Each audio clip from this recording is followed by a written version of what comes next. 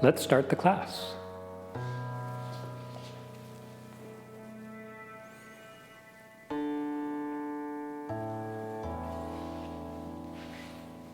Last class, we covered the first 5 moves of the routine. We're going to review those and take it up to the third Buddha's warrior, pounds the mortar. So a little bit further along in the routine, and we're going to talk a little bit, I hope, about structure and frame. But we'll go first through those movements. If we start from here,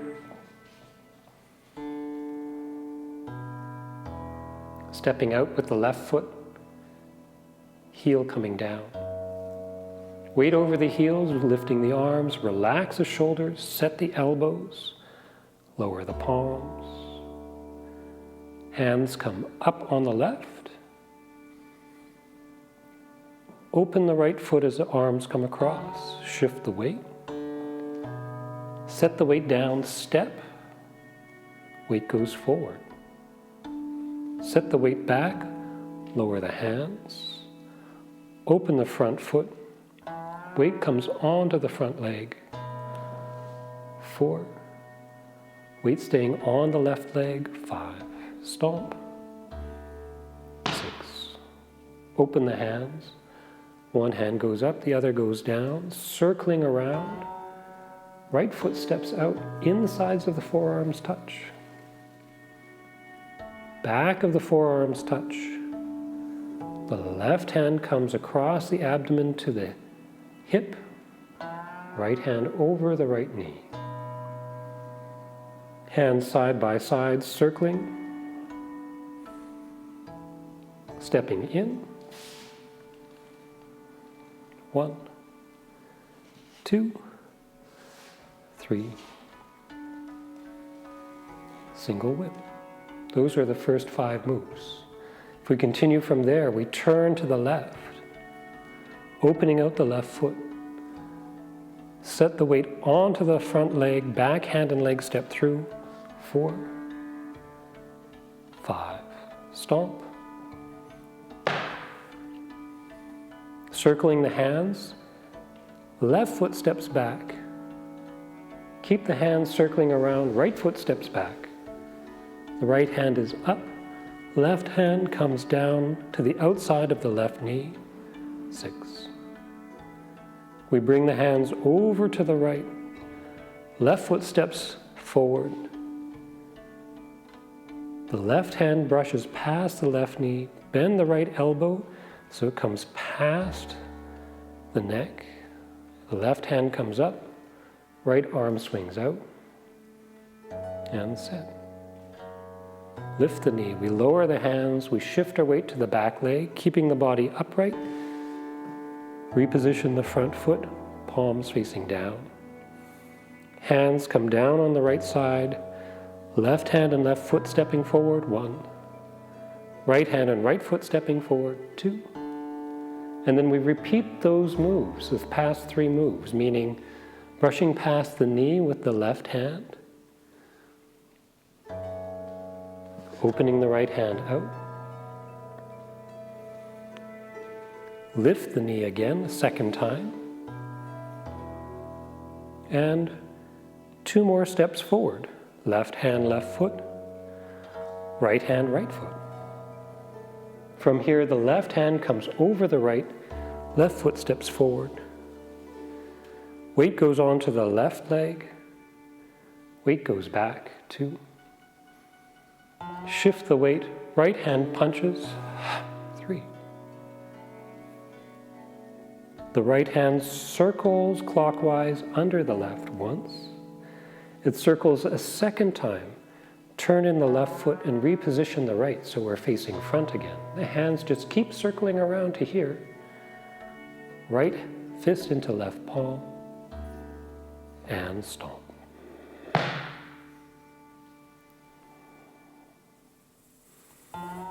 Those are what's sometimes called the first sequence. There's 3 stomps in there, 3 of the Buddha's warrior pounds the mortar. And so we'll go through that same section again. I'll start facing this way. I think if I start here, I'll stay in the frame, more or less. Let's see how that goes. Still should give me enough space on the other side. We might have to adjust. Stepping out. Setting the palms down. Weight is over the heels. Body turns a little bit to the left. Turn the body to the right and turn out the right foot. Set the weight down, step forward. 2. Lower the palms, open the front foot. 3. Stepping through, weight staying on the left leg. 4. 5. And stomp. 6. Hands circling apart. Set the weight down, step the right foot out. Insides of the forearms touch. Backs of the forearms touch. Left hand at the left hip. Hands are side by side. 1, 2. Bring the hands in front of the shoulders. Turn, step in. Keep the body upright. Set the wrists and palms down. 3. Left hand out. Right fingers out, left hand in front of the abdomen. Set the weight down, step, close the right toes. Left hand comes to the opposite shoulder, turn the palm out, and set. Those are the first 5 moves. Relax the shoulders. Turning to the left, open the left foot. Left hand is in front of the sternum. Set the weight on the front leg. Step through. Lift the knee, stomp. Right hand circles up, left hand circles down. When the hand passes the knee, step back 1. Keep the hand circling around. When the right hand passes the other knee, step the right foot back 2. Right hand comes up, left hand is down, protecting the knee. Bring the hands across to the right. Set the weight down, left foot steps off on the angle, diagonally to the left. Brush the left hand past the knee. Right hand ends up in front of the sternum. Relax the right hip, swing the arm out, and set. Set the weight on the back leg, lift the palms, reposition the front foot. Press the palms down. Step forward, 1, 2. Repeating those 3 moves. Brush past the knee and the neck. Hands go in one direction, foot goes forward the other way. Brush past the left knee, swing the right hand out. Set the weight back, keep the body upright, turn the wrists over. Lift the knee as the hands come down. Step with the toes turned out. 1. Bring the right hand forward. Step through, toes turned out. Left hand comes over the right. Step. Swing the right hand out. Bring it back to the right hip. Shift the weight back. Shift the weight forward. Punch with the right fist. And then we circle the arms twice, clockwise. First time around, the feet don't have to move. Second time, turn in the left foot, facing the way we started. Reposition the right. Right fist coming into the left palm. And stomp. Close. Kick out the legs. So one of the moves, cross-aligned stance, what we do a number of times in the sequence, comes from here. Wild goose spreads its wings as this posture here. From there, the hands go to the right. We set the weight down. The left foot steps forward to the left. Here. As we shift the weight and relax the front hip, we turn the body. The left hand goes past the front knee. Right hand, the elbow is bent, coming in front of the shoulder and pushing through to the sternum. From there, we continue the motion with the left hand so it comes up. And from here, we relax the right hip and swing the other hand out. End posture is one where 70% of the weight is on the front foot, as is standard for most of the postures in Chen style Tai Chi. Body is upright. The hands are on either side of that front knee. So instead of the hands being aligned with the knees, or the elbows aligned with the knees, it's offset, cross-aligned. So the alignment is, instead of being here, in old frame first routine is here. So that same motion again from here. Important points: keep the body upright, weight over the back leg. Set the weight down so you can step. Bend the right elbow, shift the weight, relax the front hip. That swings the left hand past the knee, fingers together, allow it to come up. Relax the right hip, press this hand out, point the fingers up or set the wrist and set. Good. In the last lesson, I was going on about Peng Lu Ji An as general concepts and then how they show up in the sequence. We have Peng Lu Ji An here as well. Peng coming from here. A pressing out motion happens this way, Peng. Right. The Lu happens by letting the strength go on this left side, right? So holding something here and here, right? Pressure's coming this way. Instead of letting it come here, take the strength away from here. Strength redirects, the relaxation redirects things. This side becomes the yielding side. This side stays solid. Right. From there, here, this motion here is the squeeze, the G, and then, of course, settling. So through the whole routine, little motions, we can still make use of the Peng, Lu, Ji, and An. The ward off, the roll back, the press, squeeze, and then the press as how to guide us in applying the strength. The other move that often happens, people often have questions with or difficulty with, is the walking forward, mainly because there's very little to it. That's what makes it hard. Main two pointers that I want to highlight with this is, of course, that the arms, when we're coming through, is don't forget about the backhand. It's so easy to focus on the front hand that you lose the backhand and have to figure out what to do with it. The backhand and the front hand have to operate together. Right? So the hands are coming through as a single unit, connected across the shoulders. And the arm, once it comes down past the leg, instead of reaching behind us, comes out to the side. It looks like it comes behind us mainly because the body has turned.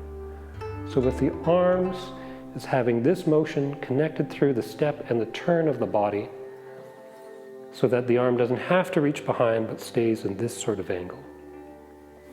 With the stepping, it's important to make sure that we have the foot with the toes angled out and the hip relaxed as we step forward.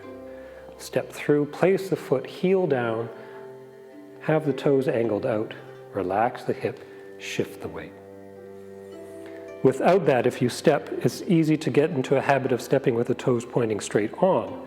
But then when we come through, you have to adjust. So for this move, we step with the toes angled out so we can avoid that. And then the last structural thing, which is important, especially as it relates to something like cross-aligned stance, is this general frame of Chen style Tai Chi. If we bring it back to a horse stance, hips are open, knees are closed. When you affect one joint, or when you position a joint in a particular way, it affects everything below that. So when the hips are open, instead of being here, hips are open, brings the legs so that the thighs are pressing out. But to close the knees means that we have to rotate in the thighs, rotate in so that the toes can point forward. And that positions the hips further back. So instead of something which is here, closing the knees, which is an important detail, rotates the legs to bring the feet into this position. It keeps the hips open and creates the arch through the legs. From there, the hips need to be relaxed. This allows the bracing out of the legs. And then the same position needs to happen with the arms, elbows bracing out, and open across the chest. Open across the chest does not mean to expand the chest, but at the same time, it means to not have the chest collapse. Right? So we need to have something that lifts up through the center of the body and then allows the chest or the front of the shoulders to remain open. Open the hips, open the shoulders, right? Close the knees, but also close the elbows so the arms contain in. Right? From there, if we go into variations of that stance into something like cross-aligned stance, it's still here, right? Elbows are expanded out, and the arms close in, right? Knees, legs are bracing out, knees are held in, so that we get into this kind of posture. Allows the hips to relax, allows the body to move, right? So that from here, training the body to get used to this kind of position, this kind of structure, through the legs, through the shoulder girdle, is one of the key parts of training the first routine. So we'll go through that section of the routine from the very beginning to the third stomp, the third Buddha's warrior pounds the mortar. Preparation. 1 and 2. Buddha's warrior pounds the mortar first time. 1.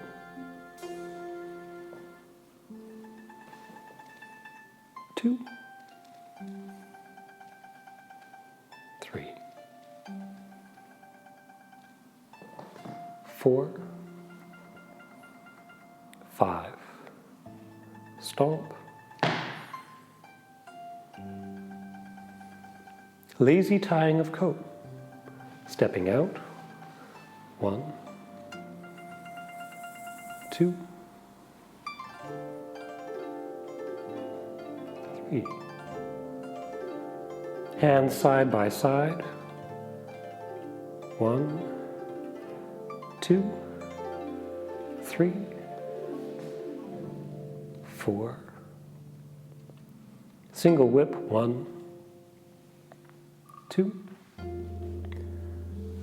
3, and 4. Turning to the left. 1, 2, 1, 2, stomp, 3. Wild goose spreading its wings, stepping back. 1, 2, stepping back. 3, 4. Cross aligned stance. 1, 2, 3, 4. Lift the knee. 1, 2, 2 steps forward. 1, 2, and then we repeat. Cross-aligned stance a second time. 2, 3, 4. Lift the knee a second time. 1, 2. 2 more steps forward. 1, 2. Cover fist and punch. 3, 1, 2. Punch. Circling the arms 2 times. 1, 2, 3, 4. Stomp. And close. Kick out the legs. Very good. I have posted, or will post, a warm-up section, something that I included in the intermediate class lesson. I'm going to take that and post that with the full routine so that you have the warm-up that you can do before each of these lessons. The warming up is important rather than just doing the routine from having sat around. Not healthy for your body. You're much better doing a full warm-up and then going through some of these lessons. So I hope this lesson is helpful for you. Look forward to the next class. We'll close this class.